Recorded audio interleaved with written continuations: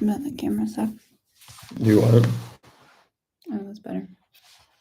Yeah, we need better lighting. All right, you ready? We're live. We're live on YouTube. Caleb and Brittany Auman Landscape. How you doing? Probably our second Hardscaper hotline, folks. Hey, welcome to the Auman Landscape Hardscape Academy show. I don't know what we're doing actually here, but we're going live for the heck of it and having fun. Hopefully, doing it. You can hear a battery powered cutoff saw in the background there. Mr. Travis is here. He's finishing up our front entry there, getting that concrete dust all over our truck. The only way to do it. The only way to do it. So, hey, folks, we're live on YouTube and Instagram. From the new Kid Contractor podcast. From the under construction Kid in Contractor. progress studio here. So we've got these beautiful soundboards here, noise canceling boards here. Courtesy of the Wood Veneer Hub. So thank you folks for that. Appreciate it. We were going to talk a few things here. Britt and I did a podcast yesterday and to drop today, Kid Contractor podcast, talking about rain delays and rain policy and stuff like that. It's a really good show. I'm really pleased with it, but kind of talking about the conundrum of, thank you, MRG, talking about the conundrum of, when you call off Big Buckeye, they just followed yesterday, I saw. But the conundrum of, you call your guys off and sure enough, it's going to, it's okay. It's threatening rain, right? Whatever. And you call everybody off. Sure enough, it stays dry, sunny, lollipops and rainbows, unicorns, the whole bit. Bring them in, get to the job site, rains all day. It's a disaster, right? Seems like it never fails. And through that whole podcast, through the whole series, that show, we talk about the importance of just kind of going for it. And, as long as it's not just a doom and gloom, forecast where it's just like 100% chance of rain, whatever. But if it's like 70, I would say probably 70 to 80% or under of chance of showers kind of deal. One thing that says rain, right? The forecast. It's another thing if it's just chance of showers, right? Then we're going for it. We're sending guys out, and hopefully to our credit that we're actually going to get something done, and guys are going to sit in the rain for too long. Britt, take it away real quick. I'll be right back. It would be interesting. Does anyone have a rain policy that they're willing to share? Or, do you guys just call off this? If you see it on the weather app, I use I think it's IntelliCast weather app. I like it. Caleb hates it. Supremescape says, get the guys frog tog. My eyes are so bad. Rain jackets and pants. They're lightweight and 100% waterproof. Okay, so I got those one day because we were doing stormwater work and I had to work through the rain. But the store only had like kid size. And I was like, okay, I'm kind of short. So I got like the extra large or whatever size they had. Dude, I bent over and like the whole pants system like split in half. And then I tried to button the jacket over my sweatshirt. And I was like picking something up out of the truck and the arm part ripped off. So I have not had a good experience with those. But the guys do have rain jackets and stuff. They just, I don't know. They just don't like them. And it's probably part of like, you put it away and it's wet and moldy. I don't know. Good morning, everyone. Pittsburgh forecasters keep us on our toes. The saw cuts driving him nuts. Looks good though. So Supremescape says they update every morning at 6:30 a.m. if it's truly going to downpour. Then we'll call off the day. Man, they get up that early? Geesh, So if you listen to the podcast, you'll know that we turn it over to our foreman to decide if their job site is workable. And hopefully they've looked at the forecast for the week and they can plan their job ahead of time. So if they know it's going to rain on Wednesday, they can get to a good point on Tuesday to where they are able to work on something in the rain. Or if we have to build something in the shop, like if, say you're building a grill island custom in the shop or a fire table or something like that, or you have picnic tables to build or something, maybe you can dedicate that time. So it's great to be looking ahead to make sure your guys are getting their full hours in for the week and not working Friday, Saturday, Sunday. And being productive, right? Not just providing hours to provide hours, which is a privilege and a bonus, in its own right. Please right? Don't turn that on. I'm going to totally turn that on. What's up, Cedric? How you doing, man? I'll turn it down to a natural light though. but we need.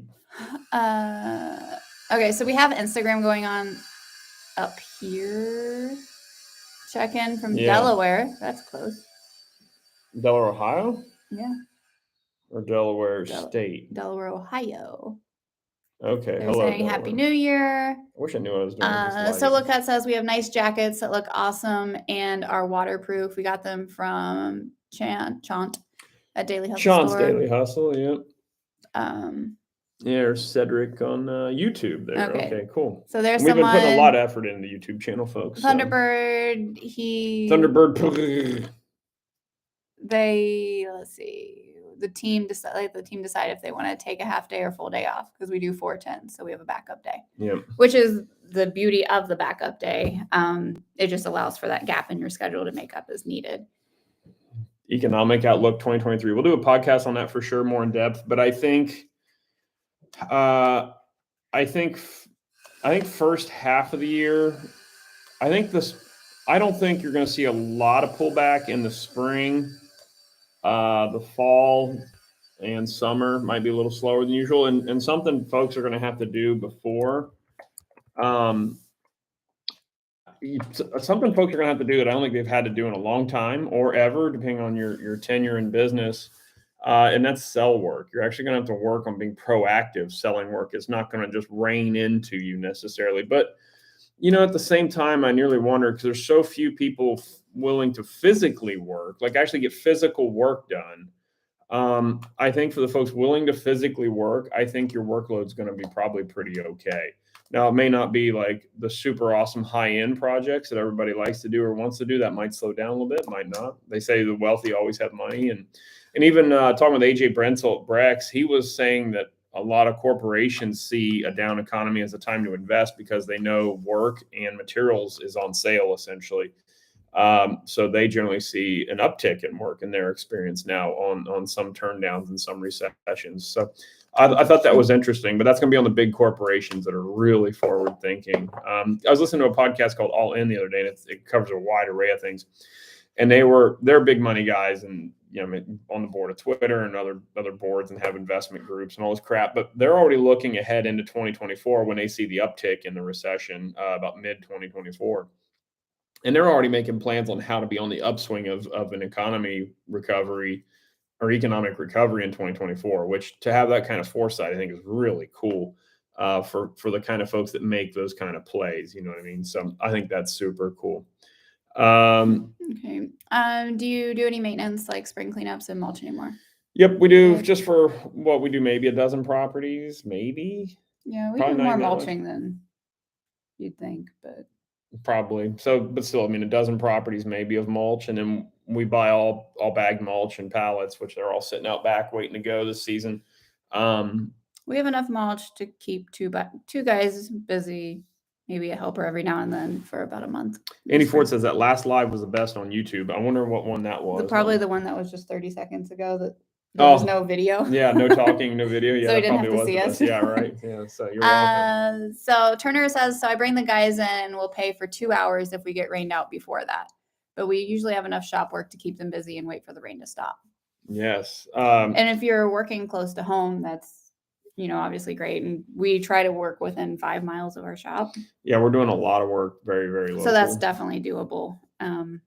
We just, one of our guys drives like 40 minutes into work. No, he drives a full hour. A full hour into work. So if we're bringing him in, I want to make sure that he's able to at least get 4 hours because he has a ton of commute time. Or wave him off entirely. And just trying to be courteous or, mindful of that. And Coops Cuts says, good morning, broadcasting from Chapo Amano. Yeah, not Rancho Amano, which is the homestead. This is Chapo Amano HQ.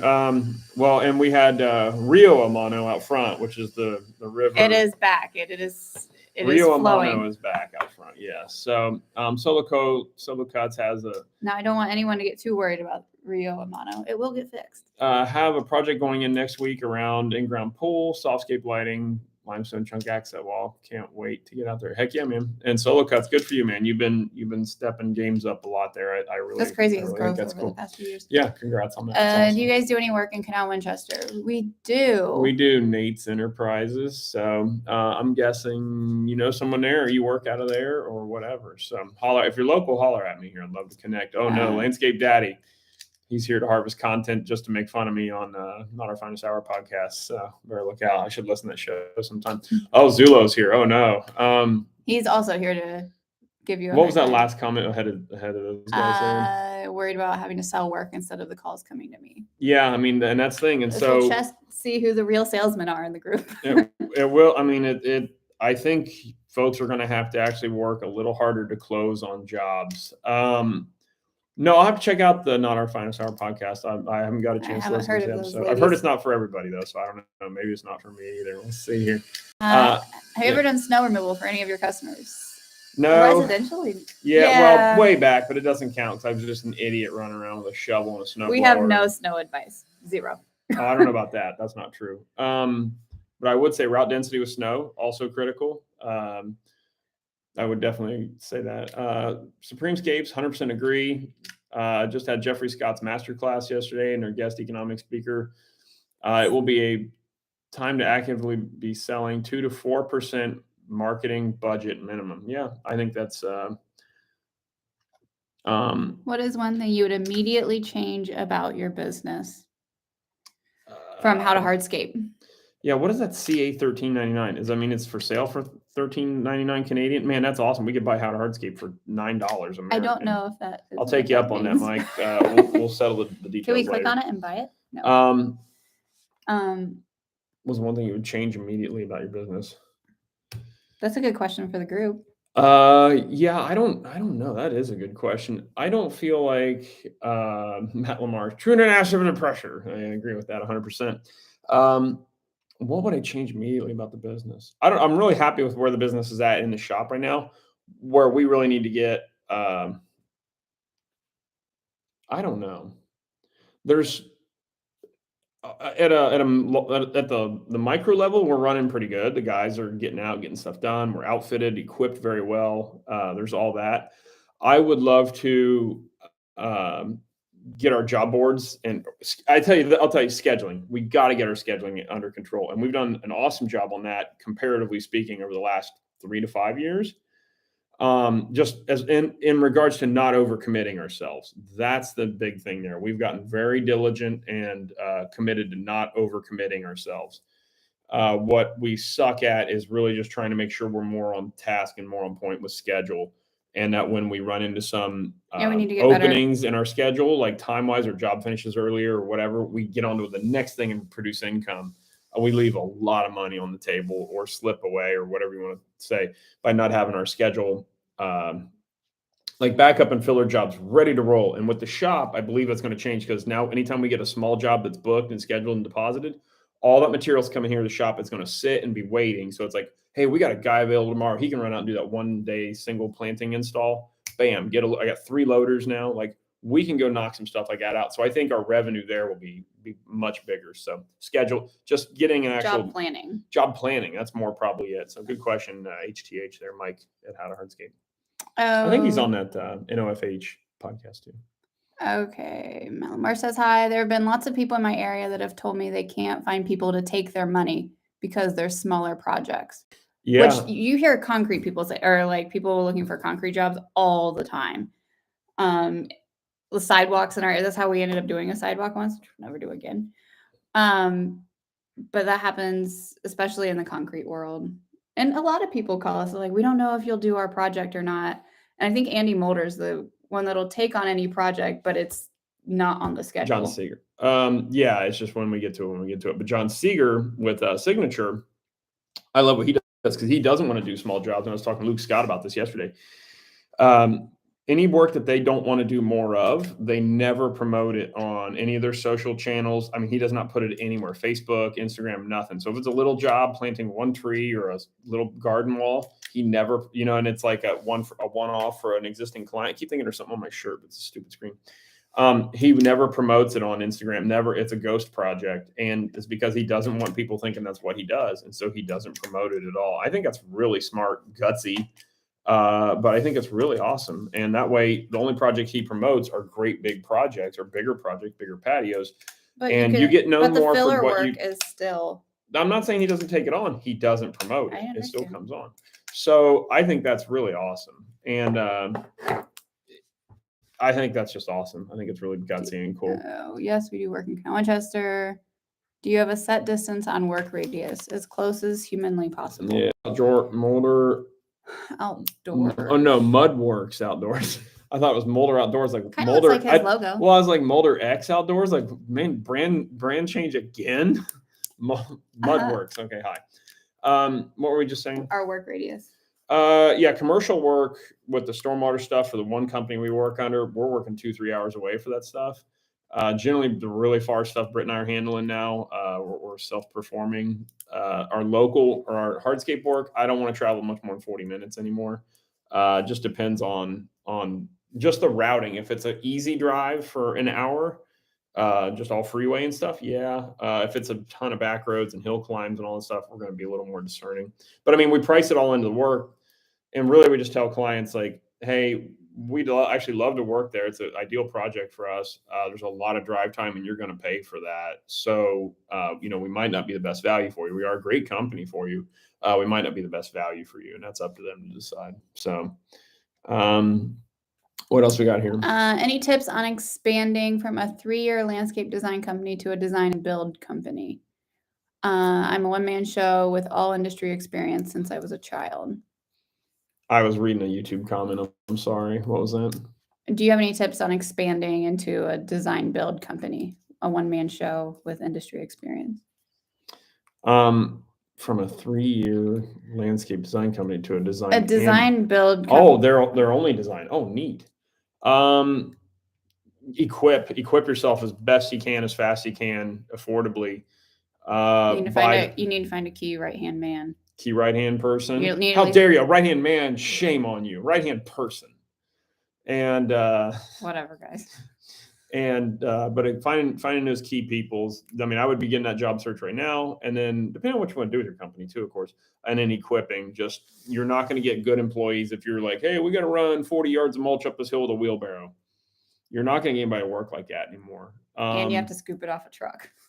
Off a flatbed. Yeah, like so you need to equip yourself. You need to equip yourself as best you can, as fast as you can. So sell some stuff to buy like a Ditch Witch 1550 is much as they don't pay me to promote that machine. It's a great size machine, $60,000, but it does everything a full size skid steer does except reach high enough to dump in like big dump trucks. And that's handy for pavers. That's handy for landscaping. But even still, buy a dingo mini skid steer of some kind. And just mechanize as fast as you can afford to. What's the Auman in game from Zulu? Not die or retire broke. Because I did pretty good in my first 30 years of life to set myself up for retirement failure. And now the goal is to not retire broke. So that's the Auman in game.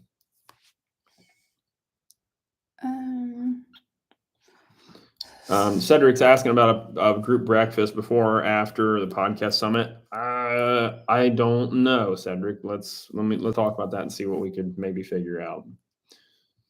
Andy Ford says, looking back on YouTube here. We're live on YouTube. I think we're about to hit 6,000 subs on YouTube, which is cool. Mm-hmm. Looking at expanding right now. I do mowing, laying mulch, all the basic landscaping stuff. I've been looking to get in pavers. What's your opinion on getting in pavers, best startup tools, etc.?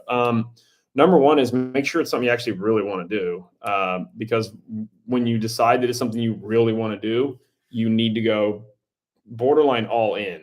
I mean, it's a hard business that's hard on the body, and you have got to make a lot of financial, if you're going to do it right and do it to where you actually make money and you're actually productive and you don't die a withered up, old, broken back person, and your team members too. You got to mechanize as fast as possible. So once you know you like hardscape work, then do that. And then invest a couple $1,000 in the Hardscape Academy, and that'll get you really going there too. And you'll be in good shape. So there you go. Sales plug. What's Alpha Landscapes Iowa? Caleb, will you start an OnlyFans account to supplement your income if we have a recession this year? I am. What's that mean? I'm one bad day and a rainstorm or something away from selling pictures of my feet on the internet. I am not beyond feet. Selling your picture of your feet seems like an easy thing. So yeah, Riley, I will do that. I'll do whatever I have to. Matter of fact, but Lord willing, I don't have to get to the OnlyFans part of it. Paul asked, how's the shop? Paul, the shop will be ready for the podcast summit on January 28th, even if it kills us to get there. Who's my favorite landscape guru? Probably Paver King. He's full of value. Yeah. I mean, value every day. I love it. The not the guru you deserve, or not the guru you need, but the one you deserve. I love that. It's such a David Goggins kind of thing. It's like, if you think you suck, it's because you do. Stay hard. Like I love that. So there you go. How far out do you try to book so you aren't too busy with stuff you don't love as much? So we're always I will book projects out as far as I possibly can.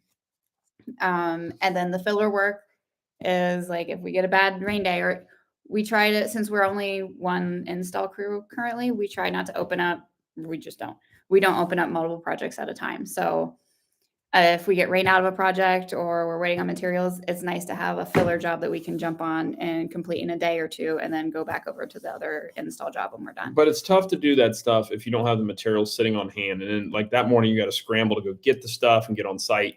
With having a shop facility, once the job has a deposit check, we can go buy the materials and like, hey, Mrs. Herfenherbler, we had an opening for 2 days from now. We're going to be there.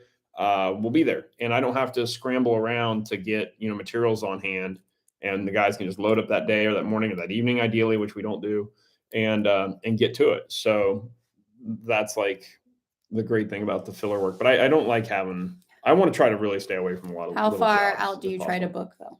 As far as we can, ultimately. I mean, why not, right? Why not have your pipeline totally full? Mark Bradley with LMN is always preaching, trying to sell. And this is something we talk about for winter work. Any work that we can push off to the winter time, as far as like brush clearing jobs, some drainage work, like French drainage, anything I can push off to do in the winter time, I'm going to do my best to push off to the winter time. Peak season stuff and really hot to trot jobs that really are ready to come in and go. Mark Bradley was always big on like, anytime you can book jobs in the winter for the summer, do that, because your spring jobs that come in are like, oh, I got a graduation party in 2 weeks, and well, here's the price to do that, but we can get you and sell that prime time. This is the thing. Make sure your spring work is being priced at prime time spring rates. Like Super Bowl commercial rates. Yeah, right. And I always thought that was pretty smart. Mark Bradley had a giant company, TBG, the Beach Gardener, I think is what it was called. But they were so big, they'd keep a couple floater crews just to handle last minute. I mean, they had like 20 crews. So they keep a couple crews that were specifically only scheduled out a couple weeks. So that way they could take those really high profit, high margin jobs that are, I need this last minute kind of thing. Well, we got a crew that can get you, and we do that intentionally. So I think that's a big deal. I can hear the 4,300 rolling in here with a load of dense grade aggregate base for Andy Mulder's day here next week, January 11th. He's coming in to do a training with us here at the Hardscape Academy of the Mulder Edge. And we're going to be doing that Mulder edging with him. Andy's going to be leading that class. You can sign up for that at the Hardscape Academy. Yeah, I mean, you can still get in on that. We've got 5 people coming to that at the moment. There's that beautiful load of base material right there. So our leads are coming from word of mouth still. Yeah, but our website does well. Yeah, but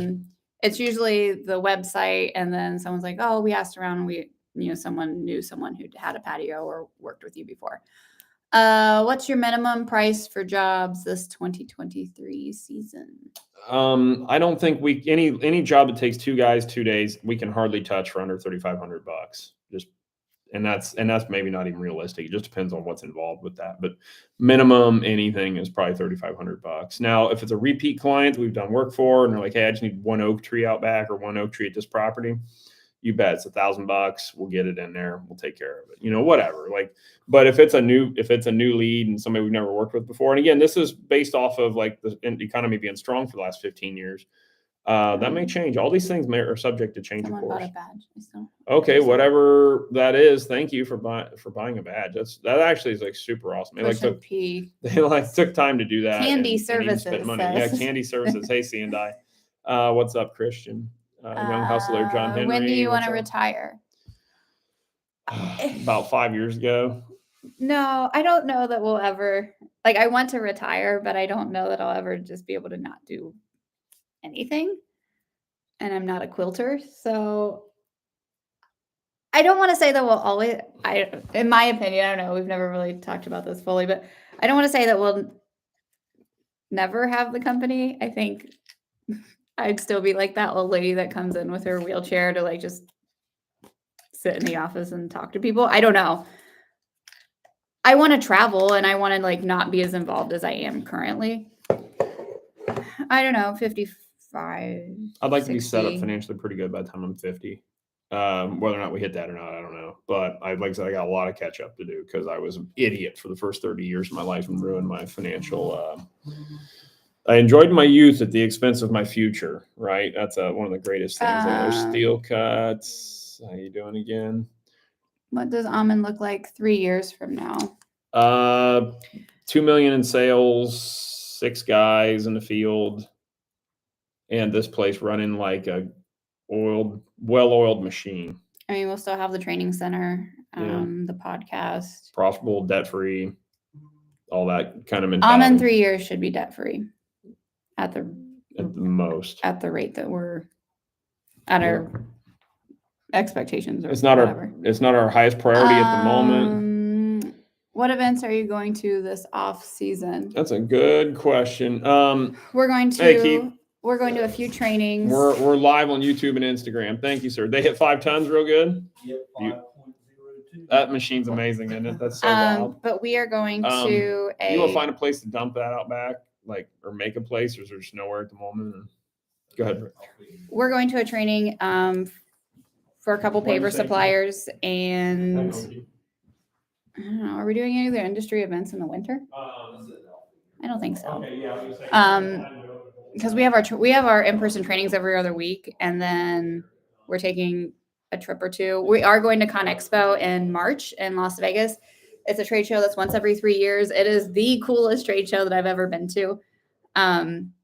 You should definitely go. So let's see.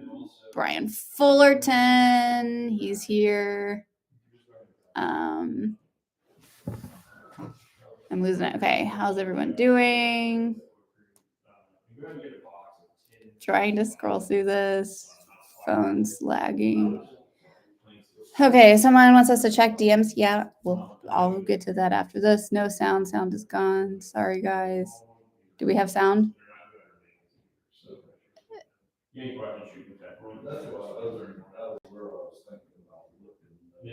Okay.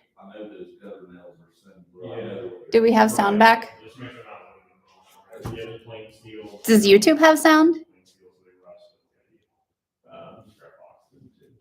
Whatever they got online, usually they can tell you where the aisle is. Hold on, guys. We apparently are having issues.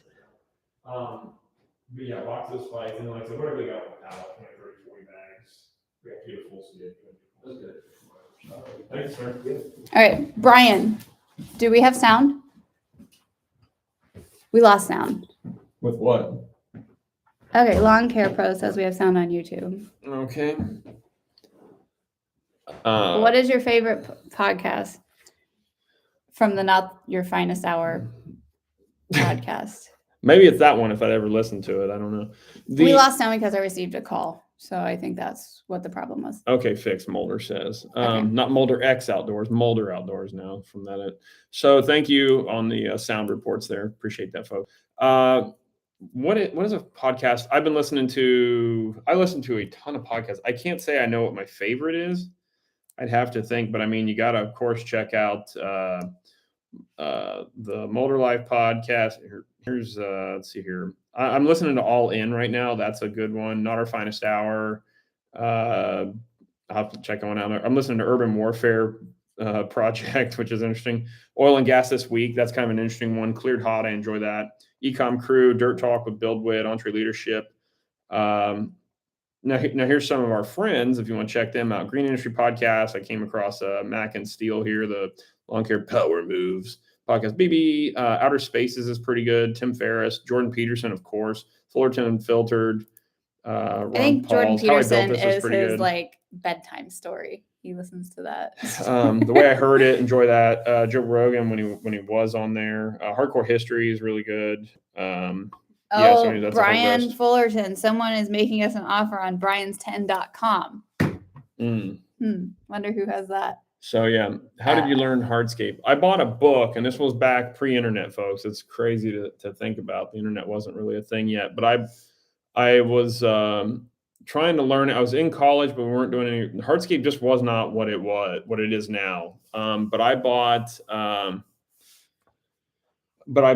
a Black & Decker home landscape projects book or something from Lowe's, and I read through that, and that got me kind of started. And then I went to a college bookstore, and I saw all the curriculum they had there on at Columbus State. Went to their college bookstore, and I bought a handful of books there, and probably put off paying my phone bill or my insurance or something ignorant. Mark Parker.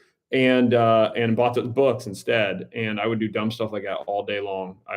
I'd put off paying truck insurance to buy books, to learn stuff, or to buy a tool or a machine. I was an idiot. Not far removed from that.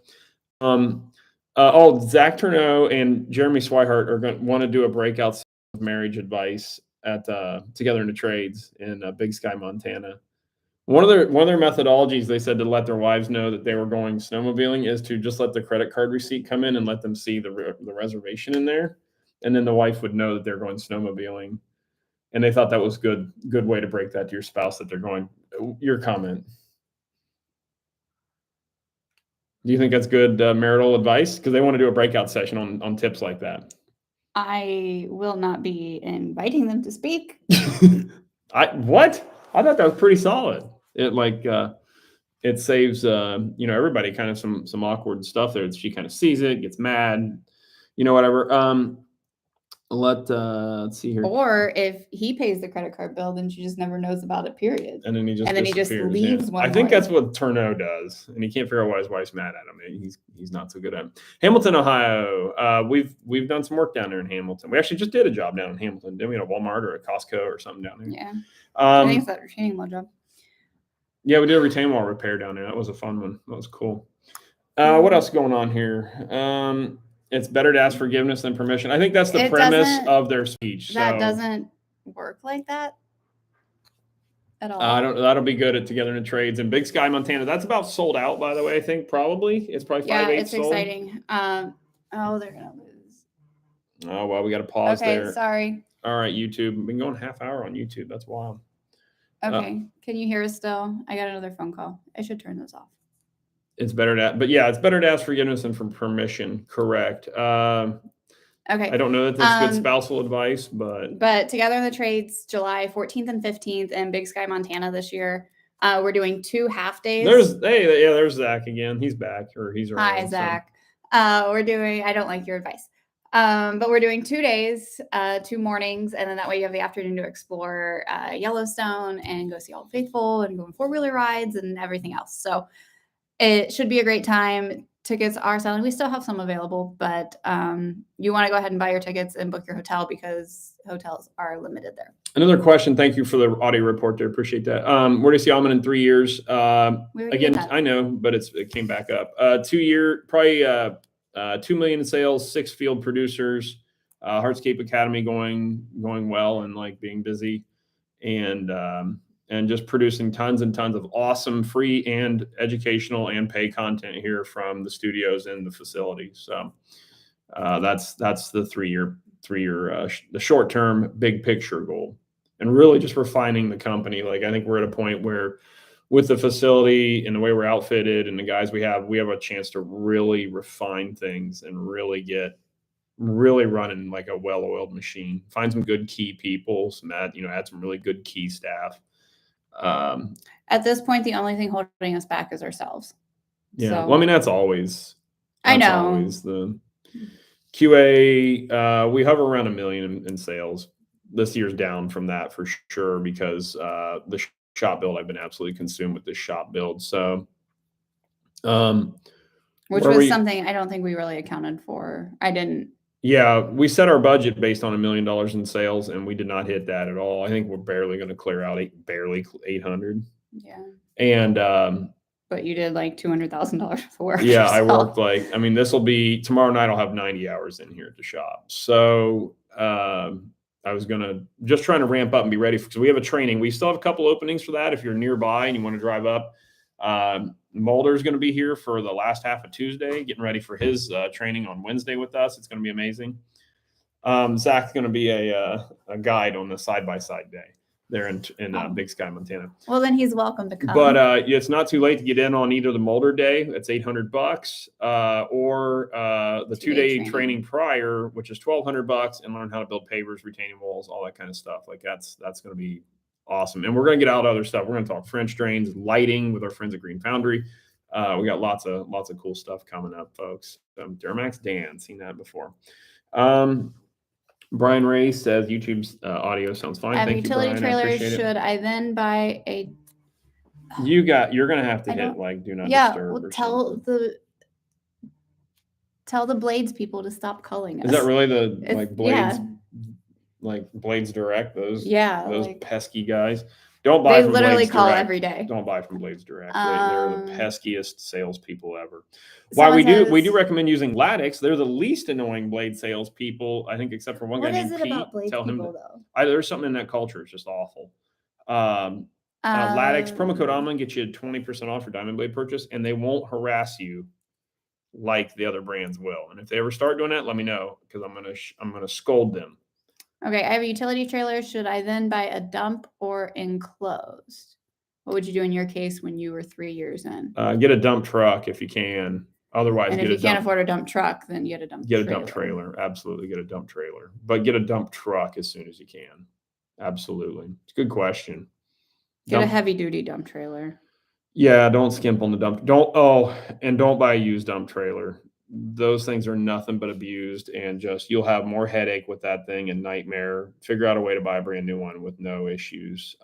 Sorry about the phone call there, folks. Certified Landscape Construction. He's the fellow that loved my pencil sharpening video the other day. Yeah, sorry, folks. Not our finest hour wants to know if they can camp out on Mulder. Absolutely. Dude, you would be more than welcome. I'll figure out how to get you here. Fullerton says no audio here, no audio gear, no audio Richard Gere. Boy, that's an old reference. I missed the hour. We still don't have sound. All right, fix that or shut this stupid thing down. I'm over this. Fighting with audio. People do not want to mess with audio.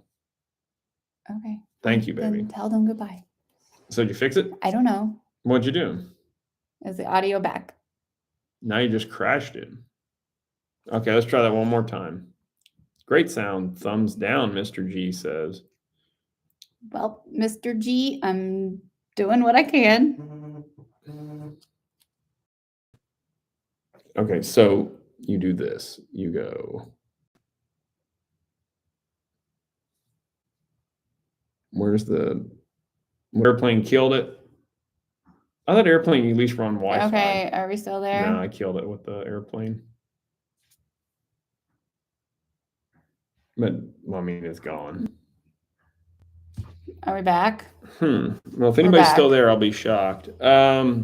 I don't know how to turn my phone calls We'll give off. that one last chance. We've been going for like 45 minutes here, so it's time to wrap it up. Okay. Okay, so a bunch of people joining. What you need, Keith? They're back where you put them just to avoid this circumstance. Thank you, sir. Okay. See you, Keith. We'll be back next Thursday. We're back again. Yeah, we're going to do this live. Yeah, thank you, Steel Cuts. That's exactly the answer. Thank you. Hello, everybody. Frazier, how you doing, man? I haven't talked to you in a while. Mr. G, all good. Yep, stay well. Likewise. I got sound for a second. I think we're back. Jay Gavalos, to reiterate what Steel Cuts wrote there for us. Appreciate that. buy a dump truck if you can. Absolutely. At least buy a dump trailer if you can't afford a dump truck. Buy a brand new dump trailer. Don't buy a used dump trailer. They're all treated like your ex-girlfriend. They all been just that joke didn't go where I wanted to, and it wasn't directed at you necessarily. What I mean is that thing has got more issues than Sports Illustrated. That dump trailer. Don't buy a used dump trailer. It's just you're going to put more money in that thing. But again, I've been there. I get it. Like you got to do what you got to do. It's not about the price of it. It's about the cash flow of it. I get it. So, but you really do got to dump truck. Yes. If not, dump trailer, brand new. If not, use dump trailer. Get into a new one as fast as you can. And that would be my advice there. Frazier, what would we talk about? I'm curious, Frazier. Is a used dump truck good? I would be more inclined to buy a used dump truck than I would buy a used dump trailer. But again, the dump truck, you can guarantee that thing has been overloaded and overworked. Now, the good thing the way you could look at it is, say it's got 80,000 miles on it. Well, it's probably only been loaded for 40,000 of them, if you want to look at it that way. But I'd be very particular with a used dump truck. I've bought several of them. So the thing is, are you handy? Are you capable of fixing things? Do you have time to fix things? Do you know a good mechanic? Do you know a good diesel mechanic? Those are all the questions that you need to ask yourself. And if you have a mechanic friend, or you can pay your local mechanic to come with you to take a look at the dump truck before you purchase it used, that would also be incredibly valuable and worth $200 of his time or whatever his hourly rate is. So Brian's Lawn Maintenance. Never heard of it. I would look into that. Do you have any thoughts on equipment companies pricing through the roof? Brian's Lawn Maintenance. Oh, Brian's Lawn Maintenance. Brian's Lawn Maintenance. What am I going to do with They don't Brian's even follow Lawn you on Maintenance? Instagram. That's what I heard. I don't even know how they're on here. Outdoor Project Podcast. There they are. Do you have any advice about equipment and pricing through the roof?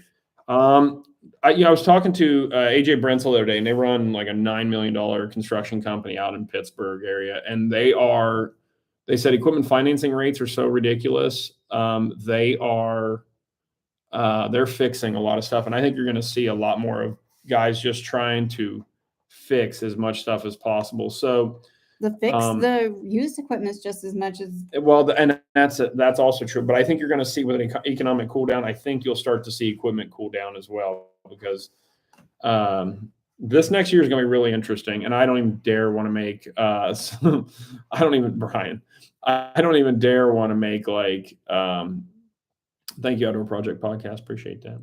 Our goal is to make our podcast studio as nice as your temporary studio down there in at the GIE. When I saw that, I wanted to do something similar to that, or Equip. No, Equip. I don't care. I'm gonna say how I want to. I want to make my studio as nice as your temporary studio was down there at Equip. That was really a beautiful setup. I wanted to do something similar to that. I was definitely not going to do anything that fancy. It was an awesome setup down there. Brian Lawn Maintenance there, Filtered and Unfiltered podcast, all that. Of course. There you go. How to protect your business from recession. Well, there you go, Frazier. We got a topic there, buddy. Shoot me a DM. J&B, thank you. We'll see him. That J&B is the guy who was talking about coming up from Missouri to do our fence project up here. Oh yeah. He's the guy I was talking to with that. But yeah, mowers being $20K. I would get out of the mowing business. I don't know how you can recover any money unless you're paying any attention. I don't know how you can recover a $20,000 mower, the overhead of it. I don't know. That's absurd. Maybe a $20,000 lawnmower. I don't care if it does. It doesn't is the thing. That's the thing. Mowers are still $20,000 or 15, and you still only get 3,000 hours at the most out of them before they start being unreliable or downtime issues. You really need to have with mowing incredible route density and efficiency and really great pricing, which probably the first thing to get chopped in prices is bad economy is lawn care. And so I would try to get out of lawn care. It's a great stepping stone. It's there forever. And lawn care kind of goes two ways, in my opinion. And I did lawn care for 10 freaking years. Lawn care goes two ways. Owner operator, high profits, high margins, dense routes. Awesome. Fullerton's a great example of that. I know a handful of people, John Pajak, Turf Tamer, Nalo Taliaferro's got a great route, great setup. Joe DePace, bunch of people. They're great examples of that. once you try to scale lawn care, you got to go big in lawn care because the margins just go to hell, and that's really challenging. So you either got to go really big with lawn care, I think it seems like, or stay super niche, and then it's really profitable again. But yeah, that's kind of my this auto renew down here on YouTube or whatever. What? The comments or whatever down there. Patriot Lawns there in I think it's the same Patriot there in Oklahoma. Rory there. We got our Christmas lights up on our shop. Hopefully he'd be proud of us there. So The yeah, side but looks like the Grinch. but the equipment deal is really tough because used equipment when I say historically, historically over the last last 18 months, not even longer than that, used machinery with 2,000 hours on it is like 10 grand less than a brand. So you could buy a used machine with 2,000 hours on it that's like 3 years old for 10,000 less than a brand new machine with a warranty. And it's like, that makes no sense to me. Zero to buy a used machine with a couple thousand hours on it. Now, if you can get the brand new machine, that's another thing. But I also, so it's just one of those things. With as complicated as new machines are, and as much tech that's in them, and emissions and all that garbage, and making these things unreliable, just failing because a wire got crossed or something, like it's crazy not to just go ahead and buy brand new. I think if you can. Again, I get it, been there, but the biggest thing about buying used equipment, I think, Britt, you're not in a shot. Nobody wants to see me. The biggest thing about buying used equipment is, are you mechanically, and Britt said this earlier, are you mechanically inclined? And if you're not, I would be very careful about buying used junk equipment, because if you don't know how to fix it or have a cheap mechanic, you're going to get buried in repair costs. And two, do you have the time to fix, the downtime machinery? And I get it. I've been there. I've done all that, so if you're that level in business, But where you you're were starting also out, handy. You also fixed everything. Yeah, I more or less was fairly handy and could do that. Thank gosh. But not everyone has that background. Right. And that's why I say, like, you've got to figure out and if that's the case and you're not very mechanically inclined and everything that needs repaired has got to go to a shop facility, I would say be very specialized in what you do so that you can not be spread out a million, having a skid steer and doing some landscaping and then doing some mowing. Like, you need to be very focused. If you have down equipment, you have to go rent something. That's your monthly payment for, if you have to rent it for 2 days or a week, God forbid, that is your entire monthly payment on that machine. So a lot of people will try to find like a part-time mechanic that can come in the evenings for a few hours if stuff is broken, so they can do after-hours stuff. You got to come up with a solution if you're going to buy used. But we were able to buy used because we had parents and Caleb that were all helpful. So what's that mean? They didn't give us money to buy stuff. No, but like your dad was handy in helping you fix your mowers as you were growing the company and changing brake lines. Like, I don't know how many brake lines we've changed. I love the we part. I was out there with you. I hate you. Oh my goodness. Togetherintotrades.com, folks. That was a bit harsh, don't you think, Brittany? My heavens, folks. The truth is out. She hates many hours. You have. I'm giving you a hard time. Stop it. I'm giving you Britt, a hard time. You should. It's too bad we were ahead of YouTube or weren't in YouTube. You should have done. I could have became famous with this. She rebuilt a hydraulic pump, a Hydrogear hydraulic pump, a seal kit on one of our zero-turn mowers back in the day. Why did you let me do that? Why did I want to do that? To prove that you could, because you get that in your head sometimes. You get hard. How are y'all preparing for a possible recession? We're always, don't encourage me, Grant. That only leads to more of this shenanigans. The biggest thing about, we have, so I would advocate, as low a debt overhead as possible. Otherwise, I would advocate as low overhead as possible. So we run fairly lean, I'd like to think. Even with this big, gigantic shop, our mortgage is not, it'd actually be more expensive for us to rent a facility this size than the mortgage is, which is wild.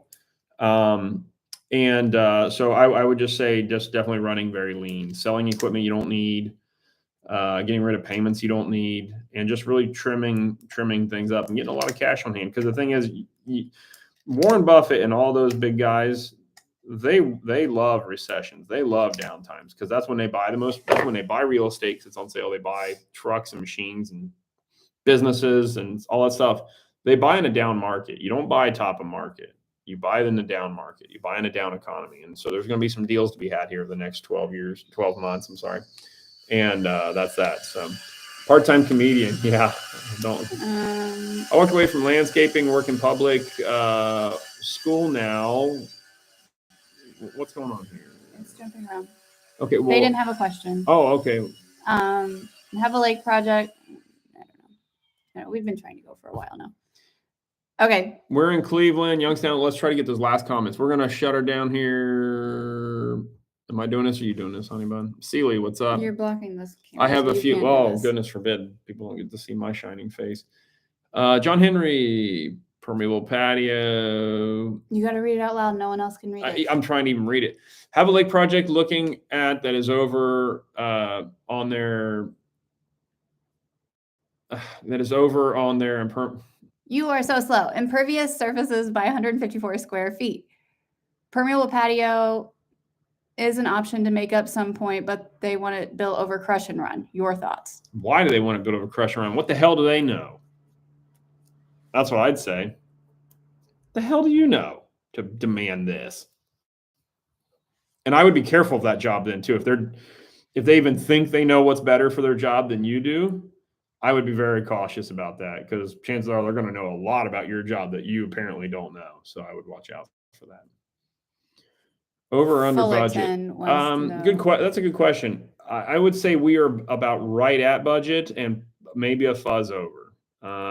This last month, a lot of little things have popped up. That'll be interesting to kind of tally all up, but we're watching it at the same time. But it's little stuff. Like the place can't drag on anymore. It's just got to get done. No, it doesn't mean you just swipe a credit card and don't pay attention either. Like, no, you've got to be paying attention to that stuff. So, but I'd say mostly we're on budget. Now there were things we did that were not in budget with this build, like our fence. I totally screwed up our fence pricing. Like I got killed in that. I had like some obnoxiously low number of like 10 grand for fencing or 15, and we ended up being like $30,000 in fence, which is absurd. But we did 300 linear feet of chain link, and then 2 big welded gates, 3 technically. So the wood in the back is from Wood Veneer Hub, and it's sound deadening panels. I should do a live shop tour. That might be kind of popular. We have 14 of them. But otherwise, all our shop tour videos are up on our channel at YouTube there. What's something you would have done different already? Yeah, this is a great comment. What was that? What's something you would have done differently? In what? The shop build? Bigger shop doors. Yeah, bigger shop doors. I would have tried to be a little more accurate with one of the guys out there saw cutting and blowing dust all over a $60,000 brand new machine. Not his. What? It's not his. I am going to go say something about that. That's a little absurd. But I would try to just pay closer attention to the budget, but also as soon as the floor was saw cut, I would have filled those saw cut lines with polymeric sand, like Zulo said. It was a good comment of his, or a self-leveling caulk, because they're full of junk and dirt now, and you got to go through and scrape them out, all that. Things I would definitely do again. I'll do it on everything I build from here on. Heated floors is freaking amazing, and spray foam. Those are the 2 non-negotiables next building. It is absolutely incredible. Okay, calculations for a 5-year rain. It's the county requirements. It would be on crush run. That doesn't mean. The pond is going in pond. up front. Thank you, Jason. You guys make a lot of money. We try. It doesn't always happen. Someday Here's a good comment from Buffalo State on YouTube here. He said, I probably in response to my fixing equipment. Yes, $125 an hour is crazy for a mechanic. So buying used doesn't make that much sense anymore if you don't turn wrenches yourself. That is my statement. Way better, more succinct. That is exactly why I like buying used equipment. And if you can't fix it yourself, paying $125 an hour to fix it is ridiculous. Like one of our older paid for trucks was in yesterday for a booster pump or booster thing or something. And it's $1,000 on a 20-year-old, as an 08, so however old that is, 15 years old. That sucks. That's really crappy. But I mean, I know it going into it, whatever. So, but Okay. we're still pulling overhead off that truck or recovering costs on that truck as if it had a payment. So just because it's paid for doesn't mean you just start pocketing that money. You keep putting that away to pay for expenses like that and to buy the next one. Okay. So yes, we do have radiant heat. And by the way, our guys do awesome work. They're We just never do, perfect, right? And whose work is perfect. So before we put the concrete in, they put this like green. We have a YouTube video on it. Check it out Yeah. on our YouTube They channel. put this mat down. It's ran off of natural gas and a hot water heater. And we have natural gas heat otherwise, but we won't need it. The radiant flooring is amazing. It heats this whole place. It's kept at 67 in here religiously. And $150 Yeah, we don't have our gas HVAC bill. system completed yet. It's not So even running. these no. offices, even 67 degrees. I'm in a t-shirt. Feels awesome. even when we had like negative temperatures over Christmas, the building still held. So with the foam and the heated floor. So that was Heated cool. floors is awesome. Yeah, true permeable engineered design. Yeah, I mean, you got to have soil tests, all that stuff, permeability rates, all that kind of stuff. Well, hey there, Kelly, how you doing? Go ahead, Britt. You can break away if you want. If you want to do that here, we're about to shut down. It's been an hour here, anyways. So, but yeah, the permeable pavement stuff is really cool if you're if a county requires it, but you got to have soil tests and runoff, and you got to have a place to dump excess or the overflow once the soils get saturated or hit a point called field capacity, which is when the water can no longer be accepted by the soil. The soil can no longer take any more water whatsoever, and then it starts pushing and shedding it off, right? Water shedding. We did survive the winter storm 2 weeks ago. We didn't have any busted pipes or anything, but I know a bunch of people that did. Brian down here, it was crazy. And real life things going on. You better believe it. Folks, I think we're out of here for the day, an hour long live. That was pretty cool. It was pretty good. Success, great success. And I would say so. Guys, thanks for joining us here. I appreciate it. YouTube, check out our YouTube channel, Kid Contractor Podcast, the Hardscape Academy.